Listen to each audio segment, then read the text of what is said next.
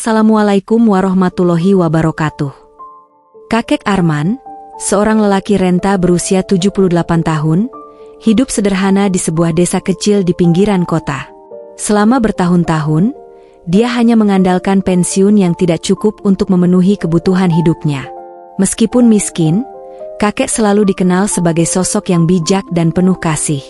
Setiap sore, dia duduk di bangku kayu usang di halaman rumahnya yang reot, berbincang dengan anak-anak muda yang datang untuk mendengarnya bercerita tentang zaman dulu.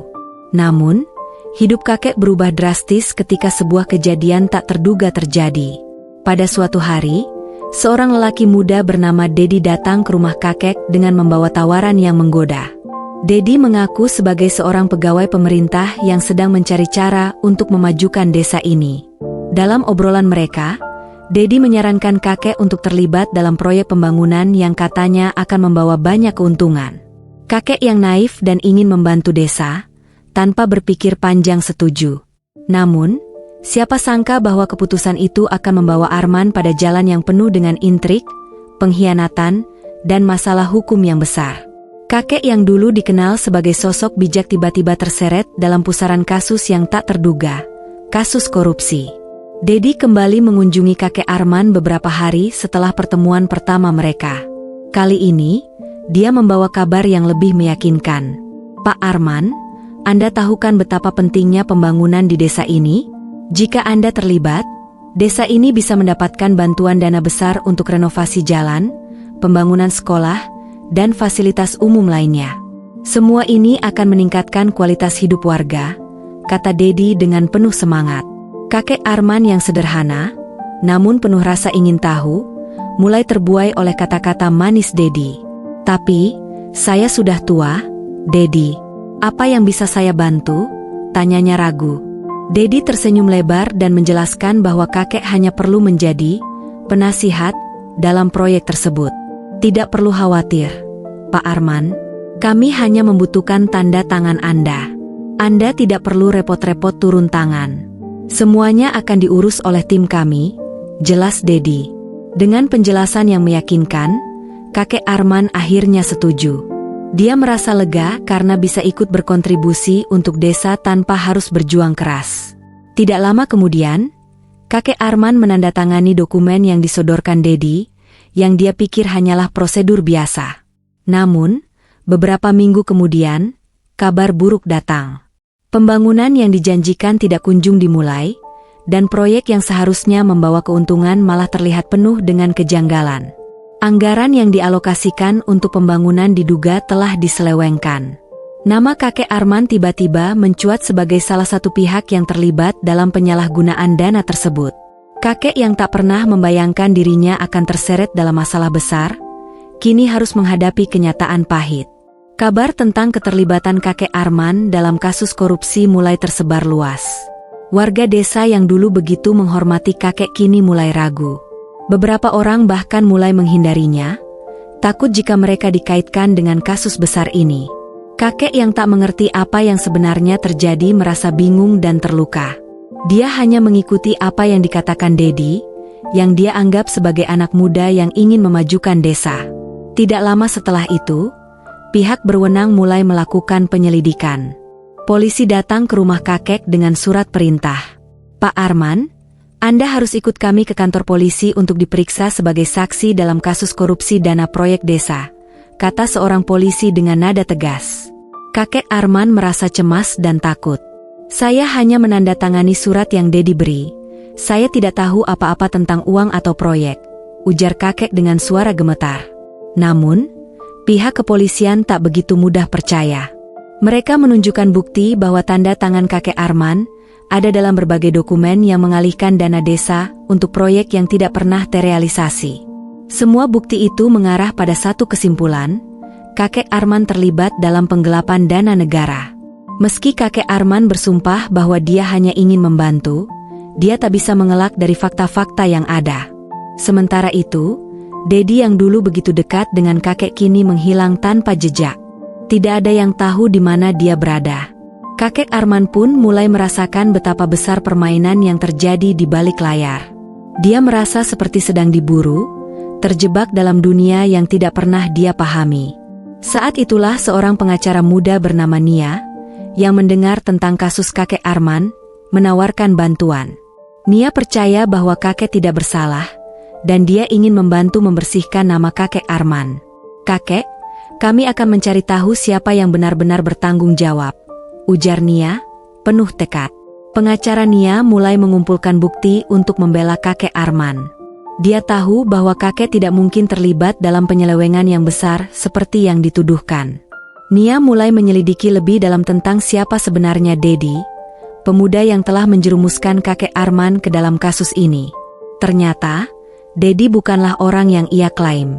Dia bukan pegawai pemerintah seperti yang dikatakan, melainkan seorang penipu yang sudah lama berkeliaran di dunia proyek-proyek fiktif. Nia menemui beberapa saksi yang pernah bekerja dengan Dedi di proyek-proyek sebelumnya. Semua orang yang dia ajak bicara mengaku bahwa Dedi sering menggunakan nama orang penting untuk meyakinkan korban. Dedi selalu mengatakan bahwa dia memiliki koneksi dengan pejabat tinggi, dan itu membuat orang-orang seperti Pak Arman merasa aman untuk menandatangani apapun yang dia berikan, ujar salah seorang saksi. Nia kemudian menemui beberapa rekan Dedi yang sudah pernah tertipu dalam proyek serupa. Mereka semua terkejut mengetahui bahwa kakek Arman juga menjadi korban dari permainan licik itu. Dalam percakapan dengan salah satu mantan kolega Dedi, Nia mendapat informasi penting. Dedi tidak hanya menyalahgunakan dana desa, tetapi juga merancang proyek fiktif untuk menipu banyak orang, termasuk pejabat-pejabat tinggi yang terlibat tanpa sadar. Namun, semakin dalam Nia menyelidiki, semakin banyak bahaya yang mengintai. Seseorang mulai mengawasi setiap langkah Nia. Teleponnya seringkali dimatikan dengan sengaja, dan dia merasa seperti ada yang mengikutinya. Tak jarang, ia merasa dia sedang dikepung oleh bayangan-bayangan yang tidak bisa ia lihat secara langsung. Tetapi Nia tetap teguh, bertekad untuk membongkar kebenaran meskipun ada ancaman di luar sana. Sementara itu, kakek Arman semakin terpuruk dalam ketidakpastian. Meskipun dia mendapatkan dukungan dari beberapa warga yang masih percaya padanya, namun rasa bersalah tetap menghinggapi hati tua itu. Apa benar saya hanya korban? Atau saya memang salah ikut campur? Pikirnya. Kakek Arman mulai meragukan dirinya sendiri. Namun, semangat Nia yang tak kenal lelah mulai memberinya harapan. Di balik bayang-bayang ketakutan dan ancaman, Nia semakin mendekati kebenaran. Satu-satunya masalah adalah waktu. Dedi, yang kini semakin sulit ditemukan, semakin tak terjangkau. Nia merasa bahwa kunci untuk membongkar seluruh skandal ini ada pada Dedi, dan untuk itu, ia harus menemukan pemuda itu sebelum semuanya terlambat. Nia akhirnya berhasil menemukan jejak Dedi. Ternyata, pemuda itu bersembunyi di sebuah apartemen sewaan di kota besar, jauh dari desa tempat ia mulai beraksi. Nia, yang didampingi oleh seorang detektif swasta, melacak keberadaan Dedi hingga akhirnya mereka berhasil menemukan pintu apartemennya. Dengan penuh tekad, Nia mendesak Dedi untuk menghadapinya. "Kenapa Anda melakukan ini? Kenapa harus menjerumuskan kakek Arman?" tanya Nia dengan penuh amarah saat Dedi membuka pintu. Dedi, yang tampak terguncang, hanya tertawa kecil. "Kakek itu terlalu mudah dibodohi, Nia." "Itu masalahnya," jawabnya sambil menatap Nia dengan mata yang penuh kebencian. "Semua orang di desa itu terlalu bodoh untuk melihat kesempatan yang ada. Mereka terlalu percaya diri dalam kebodohan mereka sendiri." Namun, Dedi tidak tahu bahwa Nia sudah menyiapkan bukti yang cukup kuat untuk menghancurkan kedoknya. Dengan dokumen yang berhasil dia kumpulkan dari berbagai sumber, termasuk rekaman percakapan dan transaksi yang membuktikan bahwa Dedi sengaja memanipulasi proyek tersebut, Dedi tak punya pilihan lain selain mengakui perbuatannya. "Saya cuma seorang pecundang, Nia. Saya tidak peduli tentang orang-orang itu. Saya hanya ingin uang dan kekuasaan," ujar Dedi dengan nada putus asa. Dengan bukti yang kuat, Nia segera melaporkan Dedi ke pihak berwenang. Dalam waktu singkat, Dedi ditangkap dan diadili atas tuduhan penipuan dan korupsi. Kasus ini menjadi berita utama di seluruh negeri, mengguncang sistem pemerintahan lokal yang selama ini dianggap bersih. Kakek Arman, meskipun awalnya masih merasa terperangkap, akhirnya mulai merasa lega. Selama proses penyelidikan dan pengadilan, banyak orang yang mulai mendukungnya kembali. Warga desa yang sebelumnya menjauh kini datang untuk meminta maaf dan mengakui bahwa mereka telah salah menilai kakek. "Kakek, kami tahu Anda tidak terlibat dalam kejahatan itu. Kami percaya pada Anda," ujar seorang tetangga dengan penuh penyesalan. Pada akhirnya, kakek Arman kembali mendapatkan kehormatannya. Meskipun hidupnya tidak berubah menjadi lebih kaya atau lebih mudah, dia merasa bahagia karena kebenaran telah terungkap dan dia tidak lagi dihantui oleh rasa bersalah yang tak berdasar. Dia kembali ke bangku kayu di depan rumahnya, tempat dia biasa duduk, dengan senyum yang lebih lebar dari sebelumnya. Anak-anak muda yang dulu datang untuk mendengarkan ceritanya kini kembali, dan kakek Arman bercerita dengan penuh kebanggaan bahwa dia telah melalui ujian yang tak hanya menguji dirinya, tetapi juga mengajarkan bahwa kebenaran selalu menemukan jalannya. Nia, yang telah membantu kakek Arman, juga merasa puas. Dia tahu bahwa meskipun dunia penuh dengan ketidakadilan, masih ada orang yang berjuang untuk kebenaran. Dan bagi Nia, itu sudah cukup untuk memberikan harapan akan masa depan yang lebih baik. Setelah Dedi ditangkap, dan kakek Arman mendapatkan kembali sedikit kehormatan, hidupnya tidak kembali sepenuhnya seperti dulu. Meskipun kasus korupsi itu telah selesai di pengadilan, ada satu hal yang masih mengganggu pikirannya. Siapa sebenarnya yang memanfaatkan Dedi? Apakah Dedi hanya sebuah pion dalam permainan yang lebih besar? Nia, yang kini semakin terlibat dalam dunia hukum, merasa bahwa cerita ini belum selesai. "Kakek," katanya suatu sore, "saya merasa ada seseorang di balik semua ini. Dedi bukanlah otak dari skema ini. Dia hanya diperalat." Kakek Arman mendengarkannya dengan penuh perhatian. Meskipun usianya sudah tua, pikiran kakek Arman tetap tajam. Mereka mulai menyelidiki lebih dalam dan menemukan bahwa Dedi ternyata bekerja untuk seseorang yang jauh lebih berpengaruh. Nama seorang pejabat tinggi, yang tidak pernah terdengar sebelumnya di desa, muncul. Itu adalah seorang anggota dewan yang sangat dihormati, yang memiliki koneksi luas di pemerintahan. Nia dan kakek Arman mulai menggali informasi lebih lanjut, dan mereka segera menyadari bahwa skema korupsi ini lebih besar dan lebih rumit daripada yang mereka bayangkan. Mereka berdua harus menghadapi musuh yang tidak hanya kaya, tetapi juga sangat berkuasa. Malam itu, Nia mendapat kabar dari sumber yang tak dikenal. "Dedi bukan satu-satunya yang Anda harus khawatirkan." Pesan itu hanya berisi nomor telepon seorang saksi yang mengetahui lebih banyak tentang jaringan besar ini. Nia segera menghubungi saksi tersebut dan bertemu di tempat yang aman. Ternyata, pejabat tinggi yang mereka cari adalah Bapak Haryo, seorang anggota dewan yang selama ini terkenal dengan citra bersih dan pro-rakyat. Namun, di balik citra itu, Haryo ternyata terlibat dalam sebuah jaringan korupsi yang melibatkan beberapa proyek pembangunan besar di seluruh negara. Saksi itu mengungkapkan bahwa Haryo telah menggunakan Dedi untuk mengambil keuntungan pribadi dari dana proyek yang seharusnya digunakan untuk kepentingan masyarakat.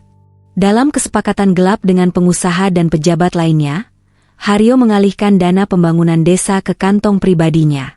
Dedi hanya menjadi perantara, yang akhirnya dimanfaatkan untuk menutupi jejak-jejak kejahatan besar tersebut.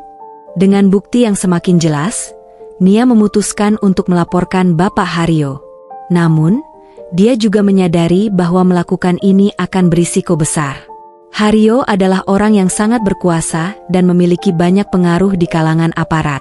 Nia tidak hanya melawan sistem hukum, tetapi juga kekuatan politik yang bisa menghancurkan karirnya jika mereka tahu dia sedang menggali lebih dalam. Nia memutuskan untuk tidak bertindak terburu-buru. Dia tahu bahwa untuk menjatuhkan Haryo, mereka harus memiliki bukti yang tak terbantahkan. Dalam satu kesempatan, Nia menyusup ke sebuah pertemuan rahasia yang melibatkan Haryo dan beberapa pengusaha besar. Dia membawa alat perekam tersembunyi dan berhasil merekam percakapan yang membongkar seluruh jaringan korupsi tersebut. Dengan bukti itu, Nia membawa semuanya ke pihak berwenang dan mulai membuat langkah untuk membuka kembali penyelidikan terhadap Haryo. Namun, langkah ini tidaklah mudah. Haryo segera mengetahui bahwa ada seseorang yang mengancam untuk membongkar segalanya. Dalam beberapa hari, Nia mulai merasakan ancaman nyata, mobilnya dibuntuti, dan dia mendapatkan pesan ancaman yang berisi peringatan untuk berhenti menyelidiki lebih jauh. Namun, Nia tak gentar. Dengan dukungan dari kakek Arman dan beberapa rekan yang masih percaya pada keadilan, dia melanjutkan perjuangannya. Meskipun sistem seringkali berat sebelah, Nia tahu bahwa dengan setiap langkah yang dia ambil, dia semakin dekat untuk membuka kebenaran yang selama ini tersembunyi. Saat Haryo akhirnya ditangkap, dunia terkejut. Kakek Arman, yang semula dianggap hanya sebagai korban, kini menjadi simbol keberanian dan integritas. Nama kakek Arman tidak hanya dikenal sebagai orang yang pernah tersandung kasus, tetapi juga sebagai orang yang tidak pernah berhenti memperjuangkan kebenaran. Kebenaran akhirnya terungkap, dan keadilan, meskipun terlambat, akhirnya datang.